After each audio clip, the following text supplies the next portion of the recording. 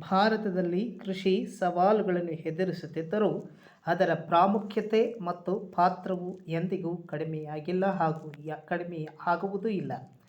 ಏಕೆಂದರೆ ಕೃಷಿ ಆಧುನೀಕರಣ ಮತ್ತು ಸುಸ್ಥಿರ ಕೃಷಿ ಪದ್ಧತಿಗಳನ್ನು ಅಳವಡಿಸಿಕೊಳ್ಳುವ ಮೂಲಕ ಭಾರತವು ಕೃಷಿ ವಲಯದಲ್ಲಿ ಹೆಚ್ಚಿನ ಪ್ರಗತಿಯನ್ನು ಸಾಧಿಸುತ್ತಿದೆ. ಹೀಗೆ ಭಾರತವು ಕೃಷಿ ವಲಯದಲ್ಲಿ ಭಾರತಕ್ಕೆ ಆಗುವ ಅನುಕೂಲಗಳು ಯಾವುವು ಎಂದು ನೋಡುವುದಾದರೆ, ಆಹಾರ ಭದ್ರತೆಯನ್ನು ಒದಗಿಸುತ್ತದೆ, ಕೃಷಿಯು ಉದ್ಯೋಗಾವಕಾಶಗಳನ್ನು ಸೃಷ್ಟಿಸುತ್ತಿದೆ ಹಾಗೂ ಭಾರತದ ಆರ್ಥಿಕ ಅಭಿವೃದ್ಧಿಯನ್ನು ಕಾಣಲು ಸಹಕಾರಿಯಾಗಿದೆ. ಜೊತೆಗೆ ಗ್ರಾಮೀಣ ಪ್ರದೇಶಗಳ ಅಭಿವೃದ್ಧಿಯಲ್ಲಿಯೂ ಸಹಕಾರವನ್ನು ನೀಡುತ್ತಿದ್ದು, ಕಚ್ಚಾ ವಸ್ತುಗಳ ಪೂರೈಕೆಗೆ ಕಚ್ಚಾ ವಸ್ತುಗಳನ್ನು ಒದಗಿಸುತ್ತಿದೆ. ಅದರೊಂದಿಗೆ ಭಾರತದ ಕೃಷಿ ಕ್ಷೇತ್ರವು ಸಾಂಸ್ಕೃತಿಕ ಮಹತ್ವವನ್ನು ಸಾರುತ್ತಿದೆ.